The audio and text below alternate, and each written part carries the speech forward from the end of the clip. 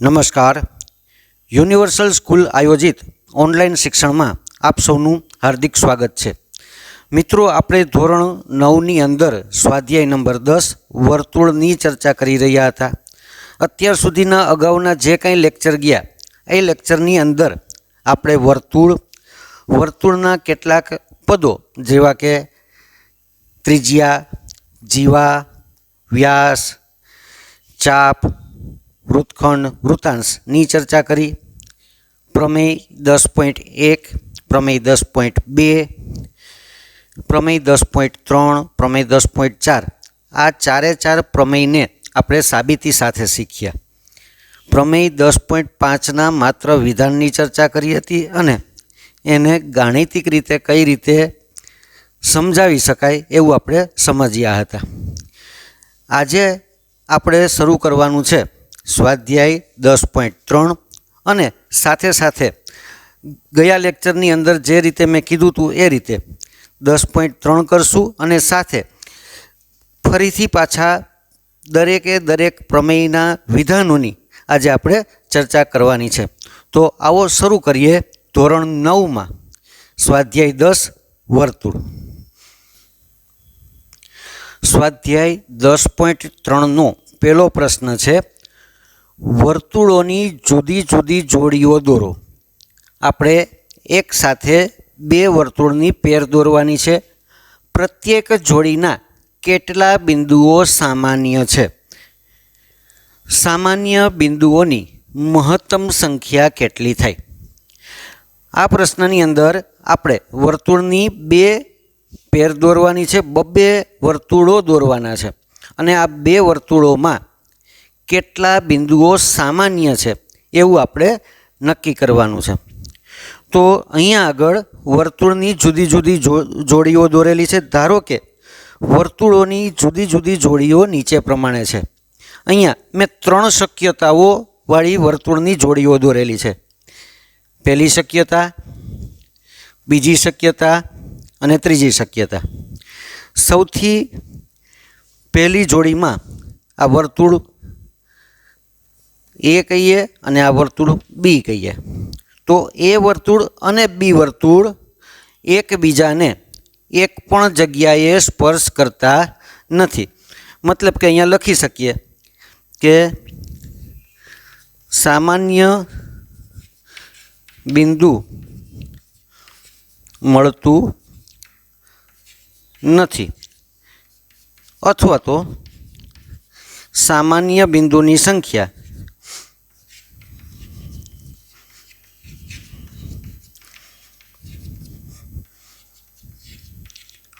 શૂન્ય છે.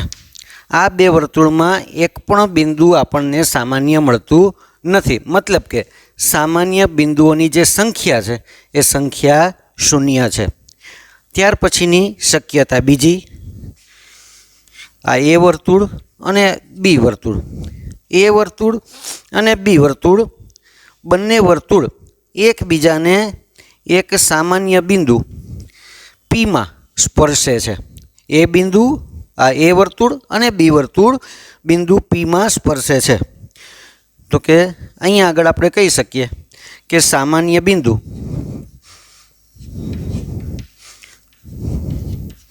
પી મળે છે અને માત્ર એક જ બિંદુ મળે છે. તો એવું કહી શકીએ કે સામાન્ય બિંદુની સંખ્યા 1 છે. ત્રીજું જે વર્તુળ છે, આ વર્તુળ એ, આ વર્તુળ બી. એ વર્તુળ અને બી વર્તુળ એકબીજાને ઓવરલેપિંગ કરે છે. મતલબ કે એ ઉપર બી છે અથવા તો બી ઉપર એ છે. એ રીતે કરીએ તો આપણને બે અલગ અલગ બિંદુઓ એક્સ અને વાય, આવા બે અલગ અલગ બિંદુઓ મળે છે. તો અહીંયા લખીએ કે સામાન્ય બિંદુ એક્સ અને વાય મળે છે. સામાન્ય બિંદુ એક્સ અને વાય મળે છે. તેથી આપણે એવું કહી શકીએ કે સામાન્ય બિંદુની સંખ્યા 1 અને 2 છે, એટલે કે સામાન્ય બિંદુની સંખ્યા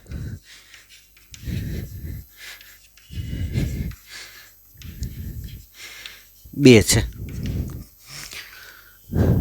એક શક્યતા એવી હતી કે જેમાં એક પણ બિંદુ સામાન્ય મળતું નહોતું. એક શક્યતા એવી હતી કે જેમાં સામાન્ય બિંદુની સંખ્યા મળે છે 1, અને એક શક્યતા એવી છે કે જેમાં સામાન્ય બિંદુઓની સંખ્યા મળે છે 2. તો હવે બીજો જે પ્રશ્ન આપણને પૂછેલો છે, સામાન્ય બિંદુઓની મહત્તમ સંખ્યા કેટલી? તો આપણે એવું કહી શકીએ કે સામાન્ય બિંદુની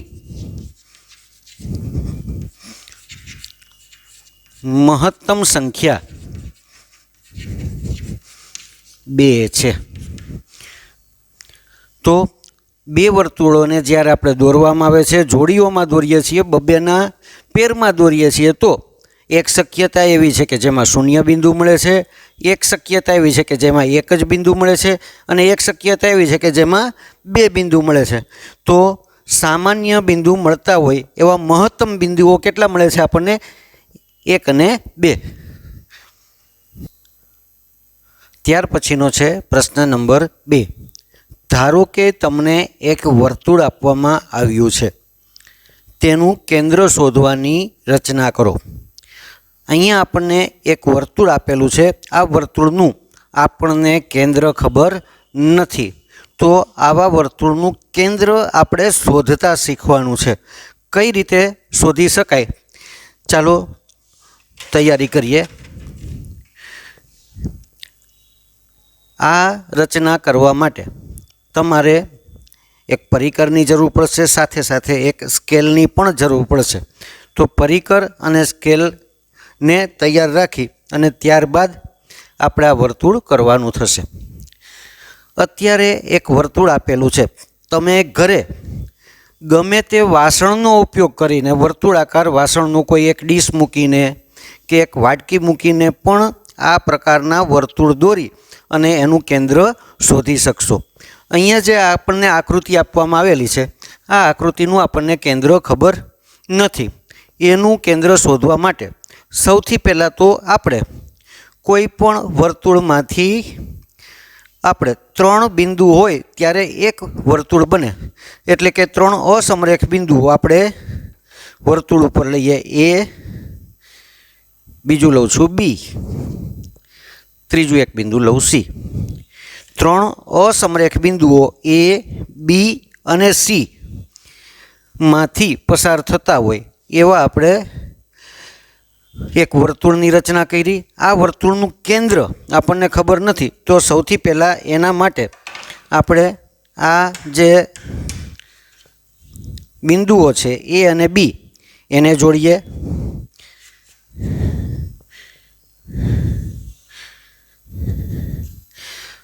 ત્યારબાદ B અને C ને જોડીએ. સૌથી પહેલાં રેખાખંડ AB ને જોડી અને ત્યારબાદ રેખાખંડ BC ને જોડીએ. બાજુમાં તમને સરળતા માટે રચનાના મુદ્દા અગાઉથી જ આપેલા છે. એક વર્તુળ પર 3 બિંદુઓ A, B અને C દોરો. તો આપણે દોરી નાખ્યા A, B અને C. બીજો મુદ્દો કીધો છે AB અને BC જોડો. AB ને જોડ્યા અને BC ને જોડ્યા. હવે શું કરવાનું કીધું છે? તો કે ત્રીજું કીધું છે AB નો લંબ દ્વિભાજક દોરો. આ એક બહુ મહત્ત્વનો શબ્દ છે, ધ્યાન રાખવાનું છે. 3 અલગ અલગ શબ્દો છે. લંબ દ્વિભાજક. લંબ એટલે કે 90 અંશનો ખૂણો બનાવતો હોય એવું કોઈ રેખા કે રેખાખંડને આપણે લંબ કહીએ છીએ. દ્વિ એટલે કે 2, ભાજક એટલે ભાગ કરે તે. કાટખૂણે પણ હોય અને સાથે સાથે જે રેખાખંડ છે એ રેખાખંડના 2 સમાન ભાગ કરે એવા એક આપણે રેખા PQની રચના કરવાની છે. તો આ રચના કરવા માટે અગાઉના ધોરણમાં તમે શીખી ગયા છો, પરંતુ ફરીથી પાછું એને કેન્દ્ર રાખીએ. ABનું જે કંઈ માપ છે એનું અડધા કરતાં વધારે માપ લઈ અને એક ઉપરની તરફ અને એક નીચેની તરફ ચાપ મારીએ. સાથે સાથે બીને કેન્દ્ર રાખીએ, એક ઉપરની તરફ અને એક નીચેની તરફ ચાપ મારીએ. આપણને બે અલગ અલગ બિંદુઓ મળે છે. આ બંને બિંદુઓને આપણે પી અને ક્યુ નામ આપીશું. આ પી, આ છે ક્યુ. હવે કરવાનું છે બીસીનો લંબ દ્વિભાજક દોરવાનો છે રેખા આર એસ. મતલબ કે બી અને સીને વારાફરતી કેન્દ્ર રાખવું પડશે. બી અને સીને વારાફરતી કેન્દ્ર રાખીએ. બીસીનું જે કંઈ માપ છે એનું અડધા કરતાં વધારે માપ લઈ અને એક આ બાજુ ચાપ મારીએ. સાથે સાથે સીને કેન્દ્ર રાખીએ. એક આ બાજુ અને એક આ બાજુ ચાપ મારીએ. તો આપણને બે બિંદુઓ મળશે, આર અને એસ. આ આર મળ્યું અને આ એસ મળ્યું. હવે કરીએ પી ક્યુ અને આર એસને વારાફરતી જોડવાના છે.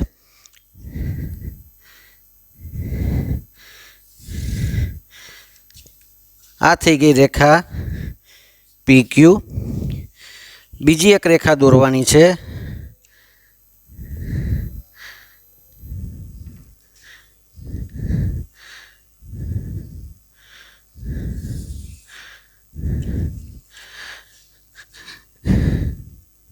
રેખા આર એસ. રેખા પી ક્યુ અને રેખા આર એસ. રેખા પી ક્યુ અને રેખા આર એસ જે બિંદુમાં છેદે છે એને ઓ નામ આપીએ. જે બિંદુમાં છેદે છે એને ઓ નામ આપીએ. આ ઓ બિંદુ જે છે એ આપેલા વર્તુળનું કેન્દ્ર હશે. તો ફરીથી પાછું રચનાના મુદ્દા સાથે આપણે ટેલી કરતા જઈએ. આપણને એક વર્તુળ આપેલું હતું. આ વર્તુળ ઉપર એ, બી અને સી એવા 3 બિંદુઓ લીધા. ત્યારબાદ કર્યું એ બી એને જોડ્યા, બી સી એને જોડ્યા. પછીનો મુદ્દો તો કે એ બીના લંબ દ્વિભાજકની રચના કરી. પી અને ક્યુ રેખા દ્વારા એ બીના લંબ દ્વિભાજકની રચના કરી. લંબ દ્વિભાજક એટલે કે એ બી ઉપર અહીંયા આગળ 90 અંશનો ખૂણો બનાવે. સાથે સાથે રેખાખંડના 2 સરખા ભાગ કરે તો એને લંબ દ્વિભાજક કહેવાય. તો એવા પી ક્યુ લંબ દ્વિભાજકની રચના કરી. ત્યાર પછી બીસીનો લંબ દ્વિભાજક આર અને એસ. બીસીનો લંબ દ્વિભાજક આર અને એસની રચના કરી. પી ક્યુ અને આર એસ એકબીજાને છેદે એ રીતે આપણે એક છેદ બિંદુ મળ્યું આપણને, બિંદુ ઓ. આ ઓ બિંદુ એ આપેલા વર્તુળનું કેન્દ્ર હશે. પ્રમેય 10.1, 2, 3, 4 અને 5ની ચર્ચા કર્યા બાદ અત્યારે આપણે પ્રમેય 10.6નું શું વિધાન છે અને આ વિધાન શું કહેવા માગે છે અત્યારે માત્ર એટલું જ સમજીએ છીએ. હવે જે કંઈ પ્રમેય છે એ પ્રમેયની સાબિતી આપણે આખું ચેપ્ટર પૂરું થઈ જાય પછી ચેપ્ટરના અંતમાં આપીશું. અત્યારે માત્ર આપણે પ્રમેયના વિધાન અને એ વિધાન આધારિત જે કંઈ ટૂંકા પ્રશ્નો પૂછાઈ શકે એને આધારે આપણે શું વિધાન કહેવા માગે છે એટલું જ સમજવાનું છે. તો પ્રમેય 10.6નું વિધાન છે વર્તુળ અથવા તો એકરૂપ વર્તુળો ની સમાન જીવાઓ વર્તુળના કેન્દ્ર અથવા તો કેન્દ્રોથી સમાન અંતરે હોય છે.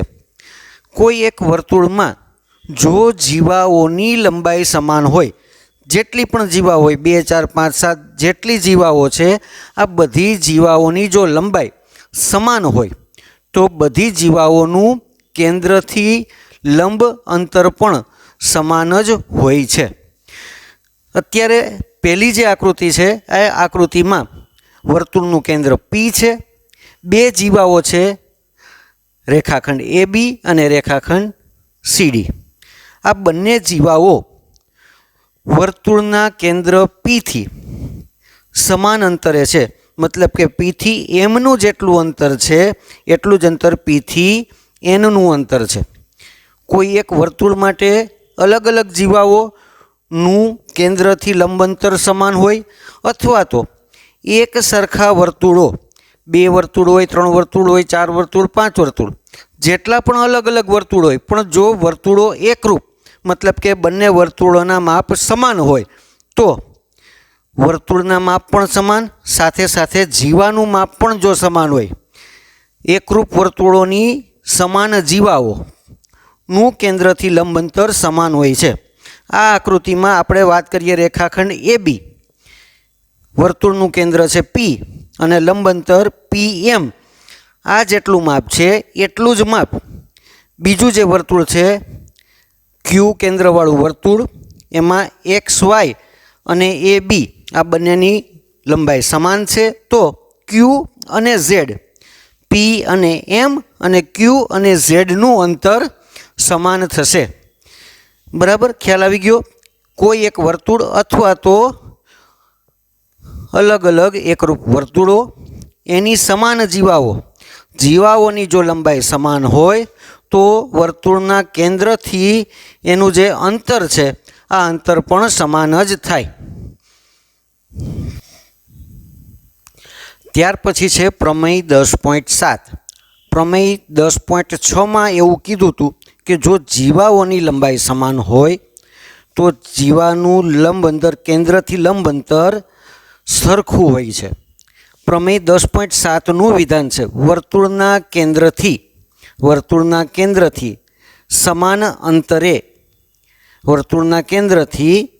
સમાન અંતરે આવેલી જીવાઓની લંબાઈ સમાન હોય છે. પ્રમેય 10.6માં આપણને કીધું હતું કે જીવાઓ જો સમાન હોય તો કેન્દ્રથી લંબ અંતર સમાન હોય. પ્રમેય 10.7માં કીધું કેન્દ્રથી લંબ અંતર જો સમાન હોય તો જીવાઓની લંબાઈ સમાન હોય. મતલબ કે પ્રમેય 10.7 છે એ પ્રમેય 10.6નું પ્રતિવિધાન છે. અત્યારે આકૃતિમાં આપણી પાસે P થી Mનું જે અંતર છે એટલું જ અંતર જો P થી Nનું હોય અને એટલું જ અંતર Q થી Zનું હોય તો રેખાખંડ AB, રેખાખંડ CD અને રેખાખંડ XY આનું માપ પણ સમાન જ થાય. જો કેન્દ્રથી લંબ અંતર સમાન હોય તો એવી જે કંઈ જીવાઓ છે એ જીવાઓનું માપ પણ સમાન જ થાય. ત્યાર પછીનું છે પ્રમેય 10.8નું વિધાન. વર્તુળના ચાપે કેન્દ્ર આગળ આંતરેલો ખૂણો તે ચાપે વર્તુળના બાકીના ભાગ પરના કોઈ પણ બિંદુ આગળ આંતરેલા ખૂણા કરતાં બમણો હોય છે. અહીંયા આપણને એક વર્તુળની આકૃતિ આપેલી છે, એમાં X, Z, Y અને આ 4 વર્તુળ પરના બિંદુઓ છે અને વર્તુળનું કેન્દ્ર O છે. વર્તુળના ચાપ X, Z, Y આ ચાપે વર્તુળના કેન્દ્ર O આગળ ખૂણો XOY બનાવેલો છે. ચાપ XZY એ વર્તુળના કેન્દ્ર O આગળ XOY ખૂણો બનાવેલો છે. હવે વર્તુળનો બાકીનો ભાગ એટલે કે ચાપ XAY એટલે કે એ જે ભાગ છે આના સિવાયનો જે ભાગ છે એની પર એક બિંદુ A આપેલું છે, તો ત્યાં આગળ જે ખૂણો બનશે એ ખૂણો બનશે XAY. આ XAY ખૂણાનું માપ કરતાં અડધું હોય છે. બાકીના ભાગ પર બિંદુ A આગળ આંતરેલો ખૂણો XAY આંતરે છે. તો કેન્દ્ર પાસે જે ખૂણો બને છે XOY પાસે જે ખૂણો બને છે એ બાકીના ભાગ પર આંતરેલા ખૂણા કરતાં બમણું હોય છે. મતલબ કે આનું માપ જો 50 હોય તો આનું હશે 100, આનું હોય 70 તો આનું હશે 35. અહીંયા બમણો ખૂણો હશે અને વર્તુળના બાકીના ભાગ ઉપર આંતરેલો ખૂણો એનાથી અડધો હશે. એટલે કે ખૂણો XOY એ XAY કરતાં બમણો છે. અથવા તો XAYની વાત કરીએ તો XAY છે એ XOY કરતાં અડધો હોય છે. પ્રમેય 10.9 એક જ વૃત્તખંડમાં આવેલા ખૂણાઓ સમાન હોય છે. વૃત્તખંડની વ્યાખ્યા આપણે સમજી ગયા છીએ કે વર્તુળની કોઈ એક જીવા, આ જીવા અને વર્તુળની કોઈ એક ચાપ, વર્તુળની જીવા અને વર્તુળના ચાપ દ્વારા જે કંઈ પ્રદેશ બને છે એ પ્રદેશને વર્તુળનો વૃત્તખંડ કહેવામાં આવે છે. અત્યારની આકૃતિમાં આપણે જોઈ શકીએ કે બે અલગ અલગ વૃત્તખંડ છે, એક લઘુ વૃત્તખંડ છે અને બીજો ગુરુ વૃત્તખંડ છે. તો અત્યારે જે આકૃતિ છે એ આકૃતિમાં જે જીવા છે XY, આ XY જીવા એટલે કે ચાપ XAY અથવા તો XBY ના અંત્ય બિંદુઓ છે. આ X અને Y બિંદુઓ XAY ખૂણો બનાવે અને XBY ખૂણો બનાવે છે.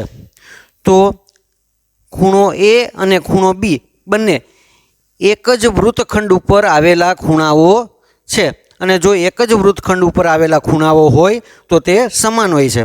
એટલે કે આકૃતિમાં ખૂણો XBY અને XAY આવા બે ખૂણા આપેલા છે.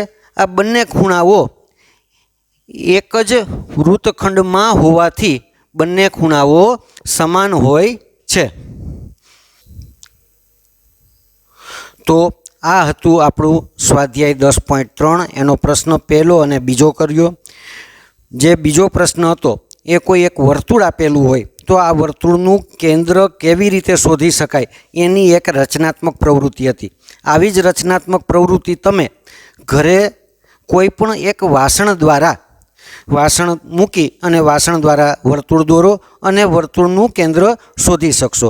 આ સાથે સાથે આપણે પ્રમેય 10.6, પ્રમેય 10.7, 8 અને 9 આ ચારે પ્રમેયોની જે વ્યાખ્યા છે અથવા તો જે વિધાનો છે એ વિધાનો શું કહેવા માગે છે એને આધારિત કેવા પ્રશ્ન પૂછાઈ શકશે એ સમજવા માટે થઈ અને વિધાનોનો આપણે સાર સમજવાનો પ્રયત્ન કર્યો.